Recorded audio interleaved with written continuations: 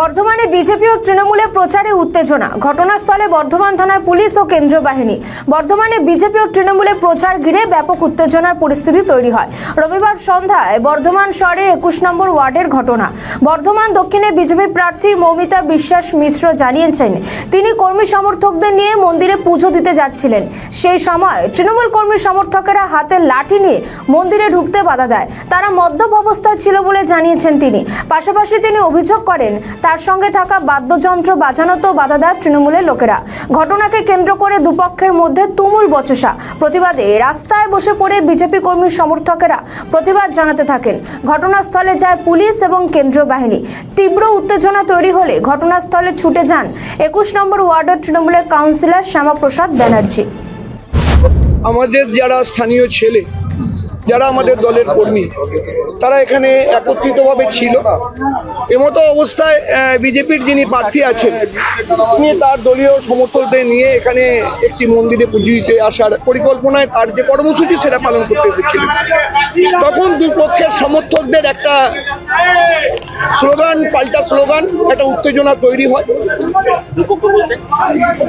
দুপক্ষ, একদিকে আমাদের ছেলেরা এখানে দাঁড়িয়ে আছে, তারা নিজেদের যে কর্মসূচি ওয়ার্ডের অভ্যন্তরে, এখন নির্বাচনের সময় দলের প্রচারের কর্মসূচি, সেই দলের প্রচারের কর্মসূচিতে তারা ব্যস্ত।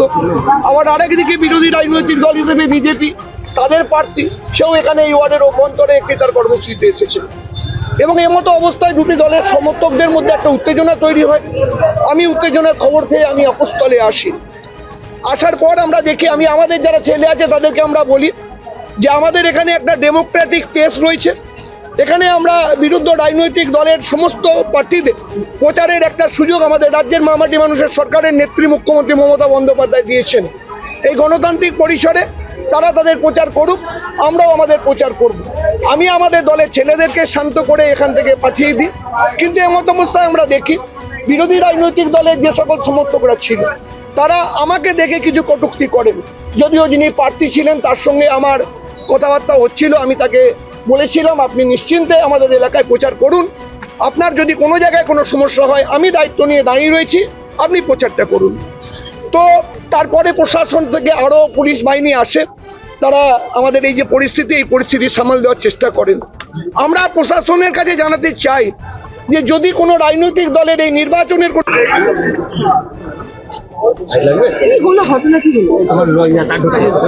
ঘটনা অত্যন্ত জঘন্য, নিন্দনীয় ঘটনা। মানে আমি ভাবতেই পারছি না যে এত জঘন্য হতে পারে এরা। আমরা পুজো দিতে আসছিলাম, সকালবেলায় আপনারা দেখেছেন পুজো দিতে গেছি, সেখানে মন্দির বন্ধ করে দেওয়া হয়েছিল, তালা দিয়ে দেওয়া হয়েছিল। আচ্ছা ঠিক আছে, আমার জন্য নাই তালা দিলেন, বাকি যারা লোকেরা গেছিল, ভক্তরা গেছিল, পুজোর অর্ঘ্য নিয়ে বাইরে দাঁড়িয়ে আছে, একবার তাদের কথা মনে হলো না যে তারা এই রোদের মধ্যে গিয়ে দাঁড়িয়ে আছে, মায়ের কাছে পুজো দিতে গেছে, তারা পুজোটা দিতে পারছে না? ঠিক আছে, আমরা কোনো কিছুই ভালোভাবে পুজো দিয়েছি, হাসি মুখে মেনে নিয়েছি, এখনো তাই। রাধা মাধবজির চরণে আমরা এসে আসবো বলে ঠিক করছিলাম, রাস্তা দিয়ে আসছিলাম, যেহেতু গলির মধ্যে গাড়ি ঢুকবে না তাই নেমে আমি আসছিলাম। কিছু ছেলে হঠাৎ করে, আমি বুঝতেও পারিনি প্রথমে যে কি হচ্ছে, হঠাৎ করে দেখি মোটা একটা বাঁশের মতো এত বড় লাঠি নিয়ে ছুটতে ছুটতে চলে আসছে। মানে আমি সব থেকে আগে ছিলাম, দৌড়ে গেলাম, কারণ আমার ছেলেরা সব পিছনে ছিল, আমার সমস্ত কার্যকর্তারা পিছনে ছিল। আমি তাদের জন্য ছুটতে ছুটতে গেছি। আমি যখন তাদের সঙ্গে গিয়ে কথা বলি, মানে আমি তো শকড পুরো। একটা ছেলে দাঁড়িয়ে থাকার, মানে সোজাভাবে দাঁড়িয়ে থাকার পরিস্থিতিতে ছিল না, ফুল ড্রাঙ্কেন, চোখ লাল, টলতে টলতে এসে আমার কাছে, মানে এখানে কেন ঢুকবে, এখানে কেন ঢুকবে। আমাকে বলা আর আমার ছেলেদেরকে বলা একই, কারণ আমরা ব্যক্তিতে চলি না। ভারতীয় জনতা পার্টির আদর্শ, দেশের জন্য আমরা কাজ করি, দেশের জন্য নিবেদিত প্রাণ আমরা, মানুষের হিতের জন্য আমরা কাজ করি, মানুষের সেবাই আমাদের মূল ধর্ম। আমাদের প্রধানমন্ত্রীজি সবসময় বলে কিচ্ছু করতে হবে না, শুধু মানুষের সেবা করুন, সমাজের সেবা করুন, মানুষ আপনাদেরকে 2 হাত তুলে আশীর্বাদ দেবে। আর সেটাই আমাদের আদর্শ। গুন্ডামি, তোলাবাজি, মদ খেয়ে বাজে কথা বলা, এই সমস্ত জিনিস আজকে যেভাবে একজন মহিলা প্রার্থীর সঙ্গে ওরা করলো, মানে অত্যন্ত নিন্দনীয়। বক্তব্য ওদের নাকি রাস্তা, সেই রাস্তায় নাকি বিজেপির ফ্ল্যাগ ঢোকানো যাবে না। কি অদ্ভুত কথা বলুন, ডগর বাজানো যাবে না। আরে যে ছেলেরা ডগর বাজাচ্ছে তারাও তো দুটো পয়সা রোজগার করছে, তো তাদের রোজগারটাকেও তাদেরকে খেয়ে নিতে হবে। তাদের রাস্তা মানে আমি এটাই বুঝতে পারলাম না। এই রাস্তা দিয়ে যাওয়া যাবে না, বক্তব্যটা ছিল এটাই, আপনারা যেখানে যান যান, এই রাস্তায় যাওয়া যাবে না। এই রাস্তাটা মানে কি কারোর বাপত্য রাস্তা নাকি? সাধারণ মানুষের রাস্তা, জনগণের রাস্তা। প্রশাসনের সহযোগিতা কতটা পেয়েছেন? প্রশাসনের একদম সহযোগিতা, আমি নিজে ফোন করেছি, পাইনি। তারপরে আমি সেন্ট্রালে আমি নিজে ফোন করেছি, কারণ দেখুন আমি নিজে আইনজীবী, আর আমি একটা কথা একদম সবাইকে মানে সবার সামনে পরিষ্কারভাবে বলে দিতে চাই, আপনারা রাজনীতির নির্বাচনের আওতায় আছেন, সমস্ত প্রোটোকল মেনে আপনারা যা করবার করুন, কিন্তু করছেন না। আপনারা নিজেদের ডিজিটাল বোর্ড চালাচ্ছেন, এখনো পর্যন্ত আপনাদের প্রকল্প লাগিয়ে রেখেছেন, এখনো পর্যন্ত নিজেদের ছবি দিয়ে নিজেদের প্রকল্পগুলোকে প্রত্যেক জায়গায় অ্যাডভার্টাইজমেন্ট চালিয়ে যাচ্ছেন।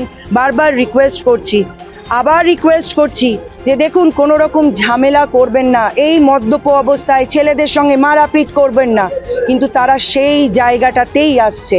আমি আবার আপনাদেরকে একটাই কথা বলছি, সুস্থ অবাধভাবে থাকার চেষ্টা করুন, না হলে আমি কিন্তু একজন আইনজীবী, আইনের পথ কিন্তু আমি ছাড়বো না। প্রশাসনের যে এই অসহযোগিতা, এই নিয়ে কি উপর লেভেলে যাবেন? অবশ্যই আমি গেছি, অলরেডি গেছি, 5 মিনিটের মধ্যে তার ফলও আমি পেয়েছি, আর আমি কালকে এর থেকেও আরও ওপরে ব্যবস্থা নেব। আমার প্রত্যেকটা বুথে আমার ছেলেদের শুধু প্রোটেকশন নয়, আমার প্রোটেকশন ছেড়ে দিন, আমাকে সবাই বলছে আপনার প্রোটেকশনের জন্য ফোর্স পাঠিয়ে, আমি একদম বলেছি আমার প্রোটেকশনের দরকার নেই, আমাকে মারতে আসবে আসুক, কিন্তু আমার ছেলে এবং সাধারণ মানুষের প্রোটেকশনের জন্য প্রত্যেক বুথে সেন্ট্রাল ফোর্স এবং এখানে যারা ডিউটিরত অবস্থায় আছে তারা যেন অ্যালার্ট থাকে। আমি কোনো রকম অশান্তি কিন্তু সহ্য করব না, তার জন্য আমাকে যেখানে যেতে হয় আমি যাব। কেন এরকম বাধা সৃষ্টি হতে হচ্ছে? ভয়, মানুষের কাছে গেলে মানুষের যে আশীর্বাদ পাচ্ছি, মানুষের যে উচ্ছ্বাস, আবেগ, ভয়, এটাই কাজ করছে। আর কি, পায়ের তলা থেকে মাটি সরে গেছে। কেউ যদি ভয় না পায় তাহলে কি কেউ কখনো আটকে? আমি তো বললাম যে আপনারা পুজো দিতে যাবেন আমাকে বলবেন, আমি ডালা সাজিয়ে রাখবো, পুরোহিতকে বলে রাখবো। আপনি প্রচার করতে যাবেন আমি বলে দেবো, আমার যদি প্রচার থাকে আমি বলবো যান, আপনি যান, আগে যান, করুন। সাহস যদি তাদের থাকে তাহলে আমাকে সব জায়গায় যেতে দিন, বাধা দিয়ে আমাকে আটকাতে পারবেন না। হ্যাঁ অবশ্যই অবশ্যই ভালো, হ্যাঁ পুলিশ এখন এসেছে, সেন্ট্রাল ফোর্স এসেছে। আটক আমাদের কোনো ছেলেকে নিয়ে গেছে, আমি যাব, এবং তার কোনো দোষ নেই, হঠাৎ করে পুলিশ তাকে, আমি শুনলাম, আমি দেখিনি, আমি এখনই পুলিশের সঙ্গে কথা বলবো। আমি ওই যে আবার বললাম, শুধুমাত্র আমার ছেলেদের নয়, সাধারণ কোনো মানুষের যেন কোনো অসুবিধা না হয়। তোমাদের ক্ষেত্রে রাজনীতিটা খেলা, আমাদের ক্ষেত্রে রাজনীতিটা হচ্ছে মানুষের আশীর্বাদে আসা, মানুষের পাশে দাঁড়ানো, উন্নয়ন করা, সেবা করা, আমাদের দেশের ভিডিও কাজ ভালো করা, লাগলে লাইক সমাজের ও কাজ শেয়ার করা। করুন, ধন্যবাদ। কমেন্ট সেকশনে আপনাদের মতামত জানান। আরও ভিডিও পেতে আমাদের চ্যানেলটিকে সাবস্ক্রাইব করুন এবং প্রতি মুহূর্তে খবরের আপডেট পেতে প্রেস করুন বেল আইকন।